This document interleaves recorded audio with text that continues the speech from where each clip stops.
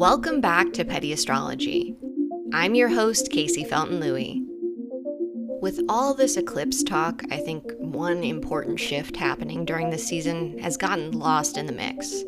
The north and south nodes of the moon changed signs for the first time in about 18 months. That's the pattern.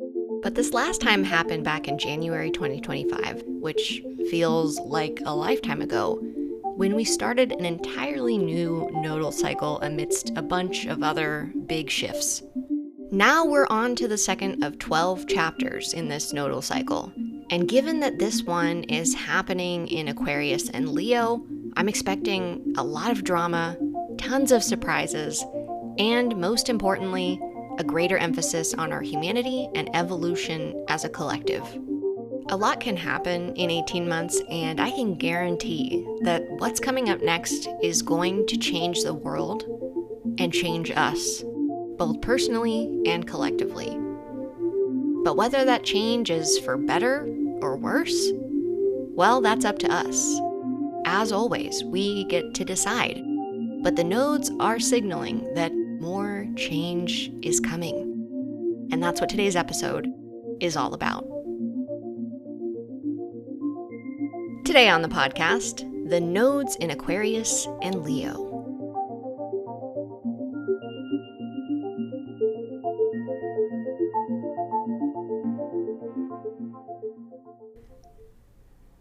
If you've been in the Petty Astrology universe for some time now, you've almost certainly heard me talk about the Pluto and Aquarius era that we're in until about 2044.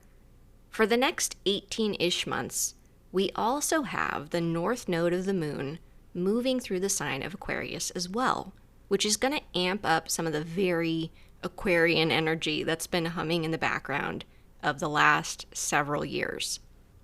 This transit lasts through March of 2028, and the last time we had the north node in Aquarius and the south node in Leo was January 2008 to July 2009. But let's back up. What are the nodes? Well, first of all, it's important to know that the nodes of the moon, are not physical celestial objects. You cannot take a telescope and go out and look at the nodes like you can with a planet or an asteroid. These are calculation points that represent where the paths of the moon and the sun's orbit intersect. On a symbolic level, the nodes of the moon, which I'm just going to refer to as the nodes from here on out, have a more metaphysical overtone, in my opinion. Some astrologers look at the nodes as agents of fate or destiny. I might say that they have something to do with spiritual lessons or an overarching direction.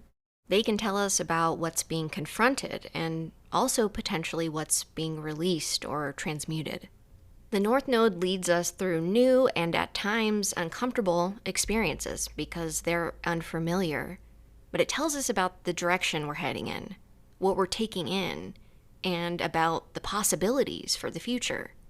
It's important to remember that the nodes always function as a pair or a polarity, which means that anytime a north node is in one sign, the south node is going to be in the opposing sign. It is never just one or the other, so there is always a tension between the two. Now, the south node is about what we're moving away from, potentially, and where we're coming from, our output and our past. It represents the foundations of what came before, which tend to present themselves to be reconfigured through our north node experience. Think of it as a cosmic recalibration. It's important to remember that no matter what signs the nodes are in, it's neither good nor bad. It's always about what we do with the energy. And how this energy impacts you personally depends on the house or houses that Leo and Aquarius occupy in your personal natal chart. Now, on a collective level, we have a lot in store for the next 18 months. And those global events are going to have different impacts on all of us, depending on how we're involved, where we live, what we're interested in, and what we are personally working on in this collective group project called Planet Earth. One of the major themes of this transit and all of the things we're about to experience together is that at the end of the day, it's going to remind us, whether we're ready to hear it or not, that we are all deeply interconnected and that avoiding that fact is only damaging us further. Humans are funny in that we tend to learn things the hard way. So, although I'm about to mention some things that are objectively upsetting, I want you to remember that humans are complicated beings. And no matter what you believe, I think we could all look around and agree that the solutions that we need to move forward into a better future are just not going to happen without some rubber hitting the road, without some milk being spilled. It is incredibly important that we do not assume the worst outcomes, because how in the hell are we going to make the world a better place if we do not confront the issues that have been under the surface? We got to do that work, and we have to learn those lessons. And I believe that that is part of what the North Node moving through Aquarius is going to help bring about.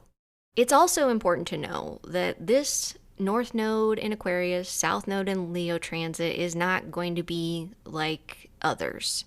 Every transit is unique in that it depends on what else is going on. And we have never had the North Node in Aquarius and the South Node in Leo with this specific configuration of planets. And pretty much everything about this moment is geared toward change. It is not just the nodes doing all this. It's not even just Pluto. And understanding that is going to make you a better astrologer and a more conscious person, because you know that history never repeats. But sometimes it does rhyme. It shouldn't come as a surprise that geopolitical conflict and regional issues are not slowing down anytime soon, and not in the next 18 months. Some, I think, will be more in focus than others. And again, I want to remind us that just because I'm talking about these issues doesn't mean that they're destined for a specific outcome. I think there are many different outcomes of all of these things, which is what makes this particularly interesting. I think we'll hear a lot about regional issues with Pakistan, Afghanistan, and India. And of course, we have an ongoing genocide of Palestine. And I do think we will continue to see the genocide expand. I think we will see more land grabs, blockades, and control of energy resources, which is not a new thing, but I think we'll see some escalations. I'm also looking at Russia-Ukraine, which has been going on for years, but I do think that there's a significant potential that it could expand and involve more regional actors. And like I said, many outcomes possible here. I really don't want that outcome because I think we could potentially see a globe that is in even more conflict than we have right now, if you can believe it. However, I want to say, the one thing that does give me hope about all this is if things do expand rapidly, I don't think they can stay that way for long. And I think that the public backlash would be so strong and potentially so unifying that it could be dangerous to the ruling class. And I don't think that they want to test that right now, but they could play with fire. So we'll kind of see how it's going to turn out. Sudan and pretty much anything in Africa gets a lot less attention than it should. And there is very serious conflict happening in Sudan. There is a lack of resources, there's drone strikes, there is people going without food. Globally, we are going to see a lot of different refugees from conflicts like I'm talking about now, but also climate conflicts. So I do think that all of this makes for kind of a tinderbox. And that is something that I am really concerned about, and I think is going to be driving a lot of action in the coming months. With that said, I think this is going to be a period of a lot of political upsets and surprises and pushes for change. So I really want you to keep that in mind if you haven't noticed. We really need to focus on the fact that the future is a tree with many branches, as the saying goes. And we have influence over those branches, especially when we act with others. So that's going to be a big theme of this episode. Because of that, I think we're going to see new governments. new constitutions or pushes for those things and calls for government improvements in general that are more democratic and human-centered, which I think is past due, frankly, for a lot of countries, especially the ones that consistently vote horribly in like UN votes.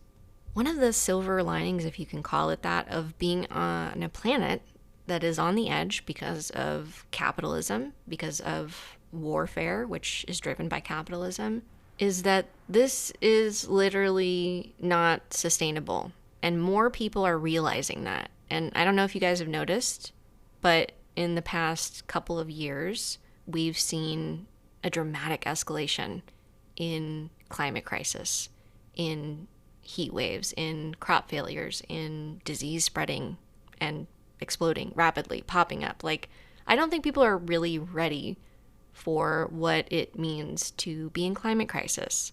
A lot of us have ignored this because we feel powerless, right? And I think as people are realizing, oh, certain countries are contributing to this more, and warfare contributes to this more, and infinite growth and colonization contribute to this more, we will realize like these things are actually killing us, even if we don't have it all maybe articulated and mapped out. But people are going to be having more and more awarenesses, if you want to call it that, because they're going to be going through it in various different ways. Not everybody and not in the same way, but as a planet, we're going through it, if you hadn't noticed.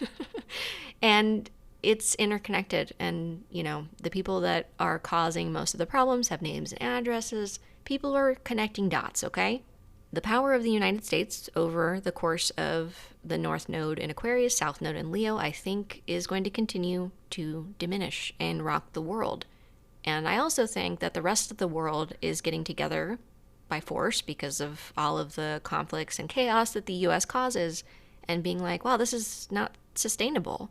And Moneybags United States, that used to be good for that at least, is not even good for that anymore. And I think that US power to wrangle the world is diminishing slowly. It's painful. And there's still a ton of power and money in the United States, don't get me wrong. It's not going to be pretty.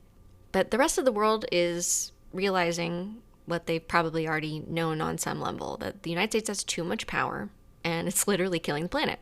Other countries are organizing between themselves already to survive this economically, to survive this climate-wise, because again, there's no magic wand you can wave this stuff away. These things are going to cause problems for leadership in countries, so they have to be concerned about these things on some level. But that is going to be in the air. And because of this, I think we're also going to see more anti-China campaigns and potentially more CIA ops with China, and maybe even bringing back the Tibet thing. I think the more that the US can make China try to look bad, the better. And I think we might do that as our economic situation declines and China's rises. Expecting a lot of xenophobia, a lot of anti-communism, really racism. I think there's just going to be a lot of that, because that's what happens when a white supremacist world power is failing and a country that calls itself communist is succeeding. Now, I'm saying that other countries are already in the process of unifying in different ways, making different alliances and agreements, seeing how the cards are kind of laying for the United States on our future. There is a lot to be worked out, and I think there's a lot of room for a lot of different power combinations here and alliances, and it's going to be very interesting to see how it all shakes out. But we also need to keep in mind that not every coalition or group is well-intended. And one really good example I think that we're going to see is this so-called peace board to rebuild Gaza.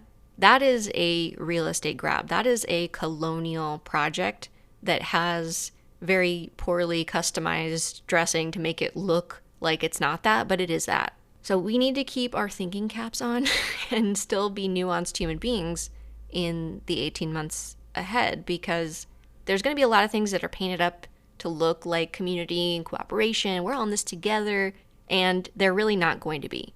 This is not me saying that you need to like point fingers at everything and be like, this is not real, this is not legit. You know, I don't really want it to become sort of witch hunt thing, but I also think critical thinking is really important. And especially as we see empires doing the things that empires do, and the ruling class do what it does in trying to expand its resources and reach, there are going to be a lot of alliances and coalitions that are just not going to be in the world's best interest, or the people's best interest, or the working class's best interest. There will also be groups and organizations and coalitions that are.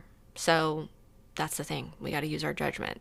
I do think we will see some of these coalitions, potentially we could see in Africa, but I am especially looking at South and Central America because there is a strong right-wing resurgence there and honestly around the world. But there has already been this build of, oh, we're going to work together, we're going to root out cartels and gang violence. And it's all coming from a very right-wing crime and punishment place. And it is going to be, like I just said, painted up to sound like something that's helping people. But make no mistake, this is a flex. This is a way for the United States to continue owning other parts of the world the way that we do. In fact, the United States government supplies cartels and trains cartels. So, like, you should really look into this a little bit more before you are like, oh, the United States is getting rid of all the crime. The United States is driving a lot of crime. And I do think that a lot of the public good and crime and punishment that is going to be sold to us over the next 18 months is going to be painted up in, wellness and collective good. Much of it will not be that. There has been no shortage of explosions and bombings in recent years, but I actually think in this transit we will see an uptick in that, whether it's from warfare, drones, but I also think there's going to be more independent, underground type of actors using that as a tactic. It is not a new thing. We have seen periods like this before, but I think that might unfortunately be in the cards. I don't say any of this to freak anybody out, and I know it's like hard to deliver this information in a way that is helpful and not just like I'm scaring people, but I'm just telling you this so that you can be kind of prepared for seeing more of that in the news. And it's not that I'm asking people to go out and be crime fighters, but I think if we have a little bit of a sense of what's ahead, we can be more prepared and we can work together. We can be more organized. I recognize this is a challenging time to be a human being and a challenging time to know exactly how to use your agency, but it's important that you use it. And one of the reasons I have this podcast and the communities that I have is because these times are challenging and because these things can be triggering and hard to watch. We are going through a time of massive change, and metabolizing all of it is really not easy. And one of the things this energy of Aquarius is asking us to really learn how to do better is to be in community with each other, to not isolate and be this stoic superhero who handles it and doesn't need anybody else, because we do need each other. That is a big lesson of the next 18 months. Amidst all of this stuff, remember that our job is to use these moments to connect more deeply, to strategize, to be more creative with the future that we are inventing together. I do think we're going to see more governments prosecuting so-called organized crime. And like I said, I think a lot of that will be weaponized. And I also think we need to be careful because like we're seeing in the United States, in the UK, in Germany, and elsewhere, resistance groups and groups that are anti-fascist are being targeted as criminal organizations. And I am concerned that we will see an uptick of that. It's really important that we support groups that are experiencing this because you really never know when or if your group may be targeted. This, of course, does not mean we shouldn't be organizing with each other or forming groups. It just means that we have to be very careful in how we go about doing those things. I also want to caution you, if you think that your group and your interests are somehow safe, remember that humanitarian and progressive groups, regardless of how mild, are the enemies of fascists, and they will go after you. Maybe not first, but they'll get to you. So it is crucial that even groups that don't share our ideology 100% are receiving our support because we are really seeing a huge red scare and a crackdown on people who want progress, who want a more humane world.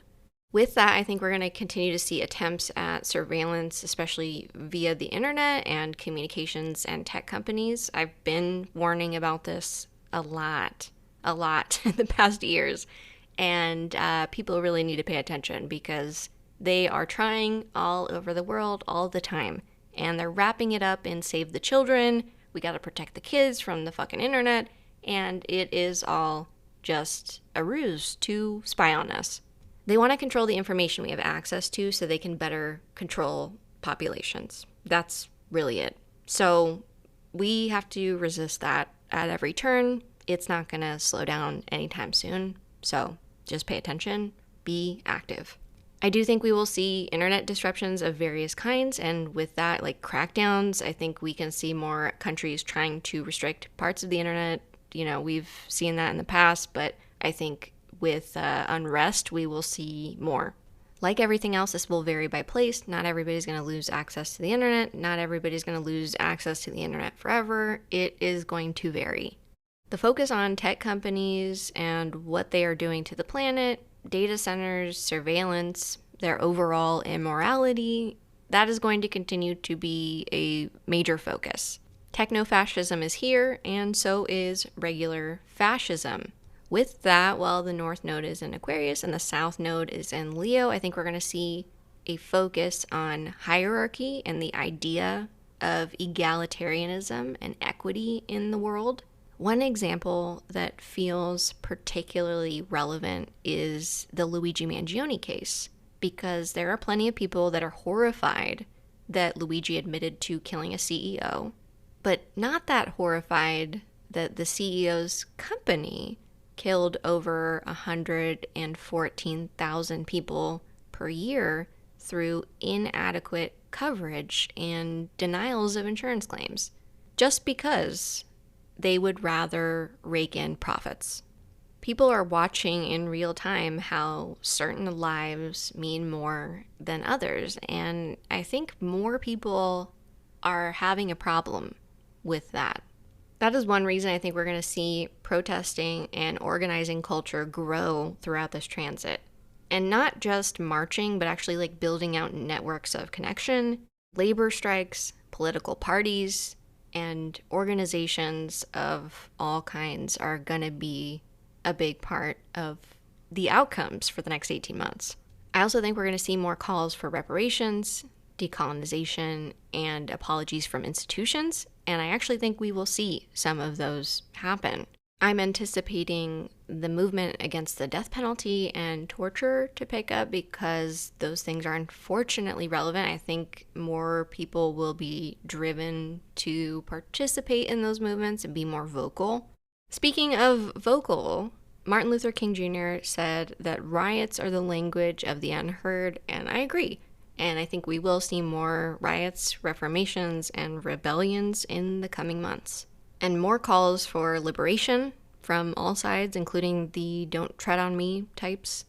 More calls for democratic representation and participation, like actual representation and participation, not the bullshit that we get told is that. In general, I think we'll see more of a focus on human rights. I also think we will see a greater focus on friendship and community and working cooperatives and group work in general.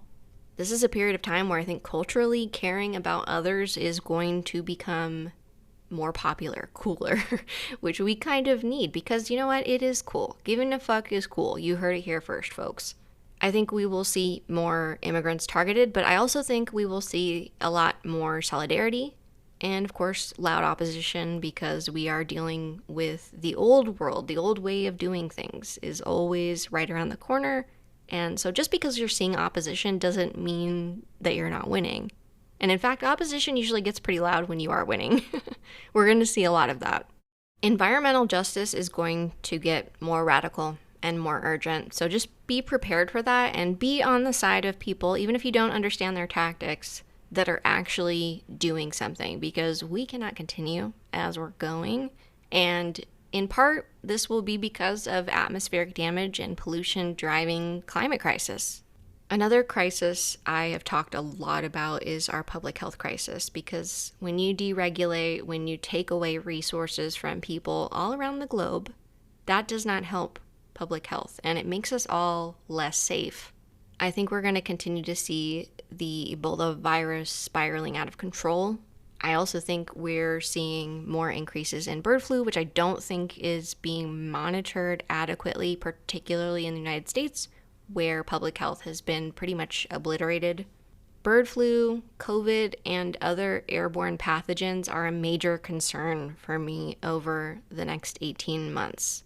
And I think one of the lessons we should have learned from the early COVID pandemic is that viruses can be airborne and they can hang in the air for hours at a time. Many people have not learned that lesson, and that's one reason why in August of 2026 we are going through yet another COVID wave here in the United States. So if you care about your health and the health of people around you and the health of your community and our longevity and our ability to fight fascism, I highly recommend taking airborne pathogens seriously, which has nothing to do with washing your hands or going to the doctor, but you can actually prevent yourself from getting this virus by wearing a high-quality mask. This is not a popular recommendation, I get it, but I care more about you and your health and our health than I do about being cool. So I'm letting you know that that's what I would be doing. I would also tell people you know about this and try to get them to understand this as well, because we are in this together. That is a big theme of this transit, and public health is a major way we have not yet learned this lesson and started acting on it. So I'm very curious to see if we make any advancements during the next 18 months. I think we might have to. We'll also see an accelerated need for healthcare access in the US and elsewhere. The Medicare for All movement and global public health pushes are going to increase in loudness and importance and urgency.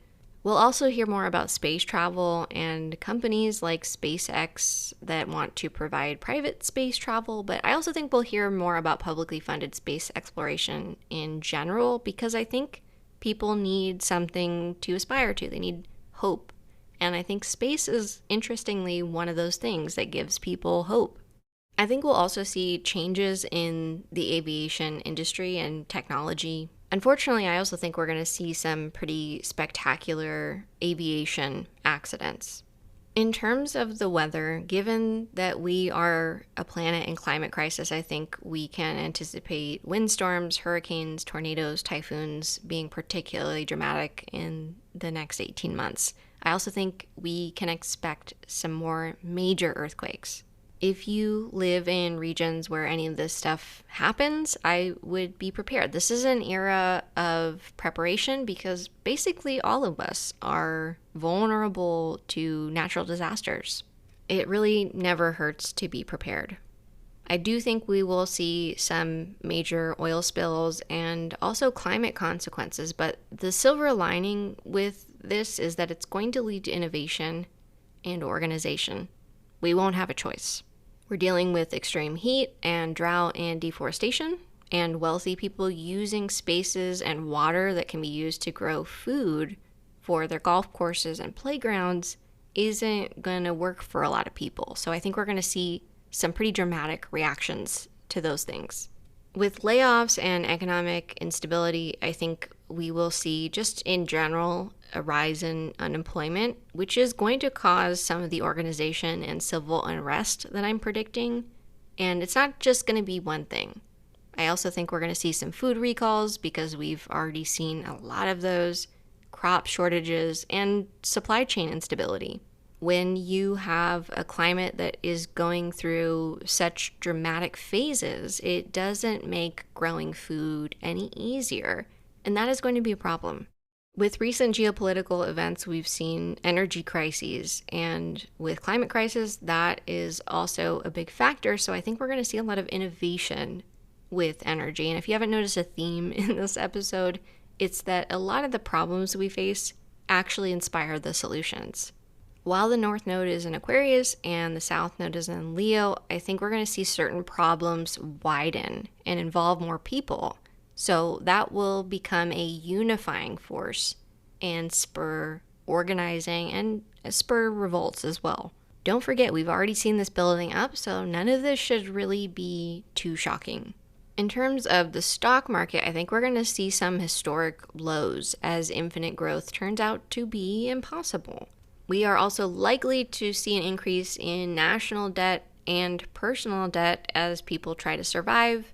And on a personal note, if you are somebody that is having to acquire debt to survive, please don't be hard on yourself about that, because your job is survival. This is not me encouraging you to take on a bunch of debt, because I know that that can add a lot of stress and anxiety to people's lives, and you don't really need any more of that. But I think that is going to be a common thing, so don't personalize it if you don't have to. We're also likely to hear more talk about gold and the gold standard and the price of gold, along with gambling. And I think online betting, sports betting, all of it is really taking off over the next 18 months, and this is causing issues. We are already seeing people betting on things like arson and wildfires, and as you probably know, this could cause a lot of problems in our world. I think it already is, and we're going to hear a lot more about it.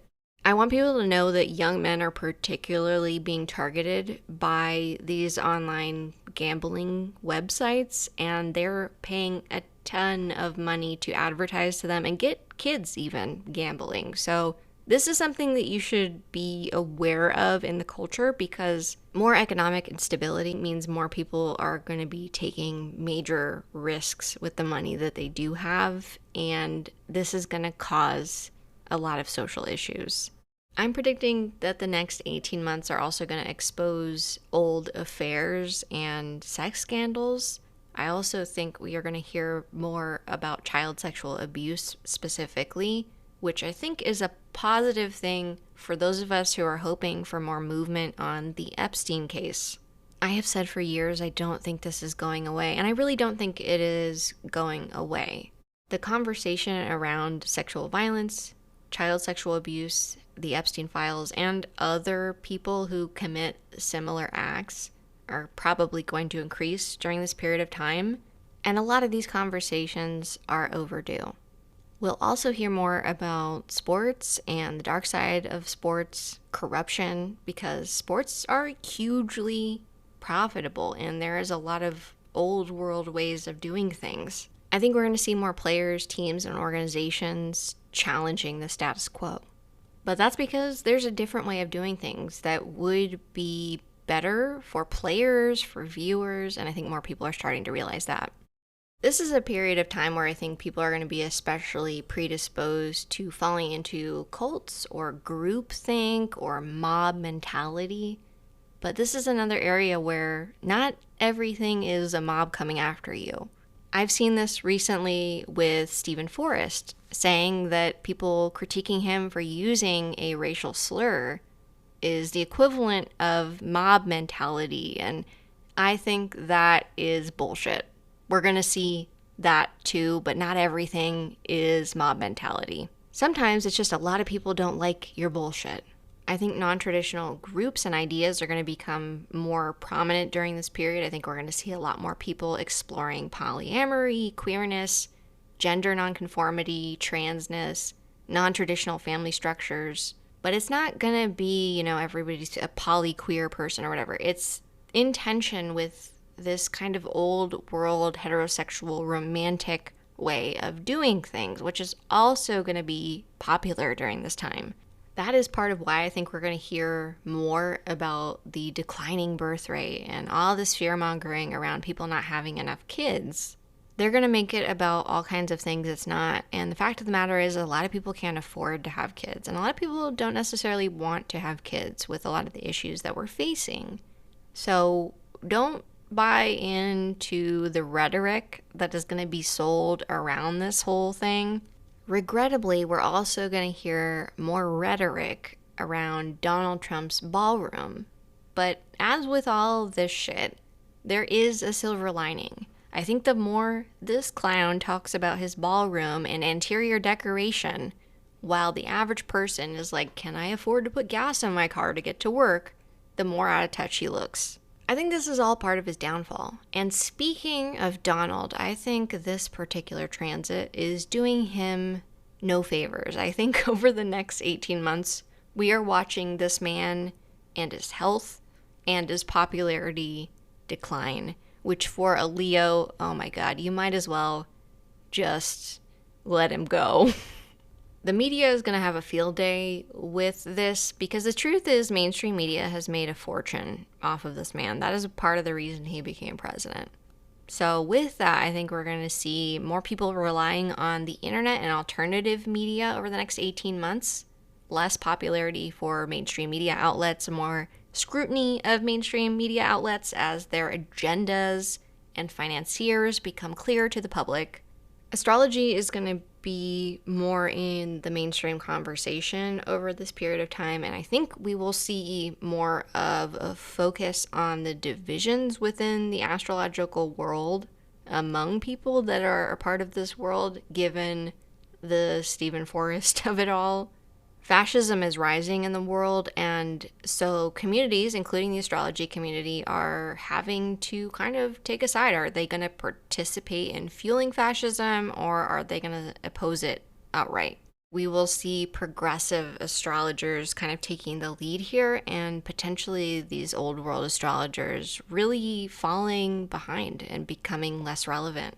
There will be more interest in spirituality and consciousness, and potentially more discoveries around consciousness and what it means for different species, what it means for our interconnectedness. I also think we will see more of an emphasis on science and opponents to science, as well as thinking and higher level communications. I think could get a real boost from this energy. One of the things I'm most looking forward to while the North Node is in Aquarius and the South Node is in Leo is an emphasis on optimism, hope, radical reimagining of possible futures, because yes, there's more than one. I think nihilism is out and has been out, and I'm just waiting for everybody to catch up because it's doing us no favors, and we have so many brilliant possibilities and outcomes that could come out of the tensions of this moment. Our biggest barrier, I think, is our own mindsets, our own belief that the circumstances we find ourselves in at this particular moment are somehow permanent or doomed or fated. And I think the next 18 months can really show us what we're capable of together. There is going to be an emphasis on the new, or the new, as I wrote in my notes. This is an incredibly innovative time, and it is a time where we should be taking chances and leaning into that optimism and trying things and seeing what works. With innovation and a focus on the future, I think things like royalty are going to start looking really stale, but I think we're about to hear a lot more about royalty, celebrities, and the wealthy, the upper class, the ruling class. I think ultimately that focus serves a purpose of reminding people what we're leaving behind and imagining something better than what we've been offered. There's going to be a lot of criticism and focus on entertainment and fun and the circus of distraction. If you haven't already listened to my episode called Bread and Circuses, it is all about this. I think this is going to become a much bigger issue. One thing I want to point out is that we can all be part of the circus. And I think we need to really be wary of that over the next 18 months. Infighting and going online and posting about your beefs and calling people out in this really dramatic way is not really constructive to our future, and it actually helps the fascists do their job more efficiently. We have to be mindful of not contributing to the circus of distraction that is keeping so many people from participating fully in the collective, because we really need all hands on deck for this moment. This is not me saying that entertainment is evil. In fact, I come from that world. I love entertainment and I try to do a little bit of it myself. But entertainment that costs us our beliefs or that is ultimately fueling fascism is getting us nowhere. And we're about to hear a lot more about that. This is going to be a period of time where there's a lot of focus on our politicians, our leaders, and government officials holding their feet to the fire and questioning whether or not we are actually being represented or if these officials have someone else's interests in mind. The North Node in Aquarius, South Node in Leo is going to be erratic and unpredictable, and I think those of us who deal with anxiety or overstimulation need to be extra diligent about using the resources we have to make this period of time manageable for us. We are not shooting for perfection, but just know, this is a time of tremendous change, and your ability to deal with it perfectly is not what we need here, okay? So don't be too hard on yourself for not being able to ride every wave in the perfect way that you imagined. We do need to lean on each other. This is a time that is going to invite a lot of innovation, a lot of collective collaboration and imagination. This is about teaching us how interconnected we are. The universe is inviting us to participate creatively in manifesting the future together.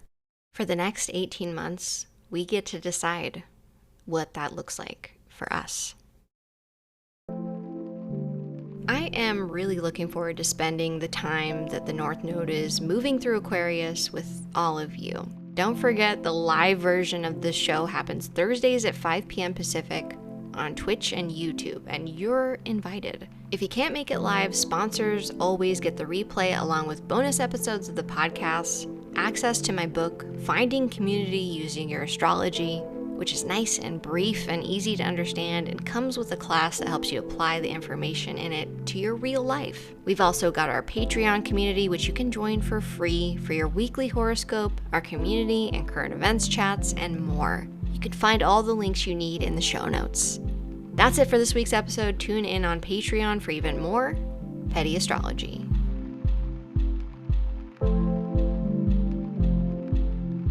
This episode was written, edited, and produced by me, Casey Felton-Lui. It was also produced by Dork and Tony Penne. The podcast art is by Max Swanson. The music is by Paul Schneider. This episode was brought to you by my sponsors over on Patreon.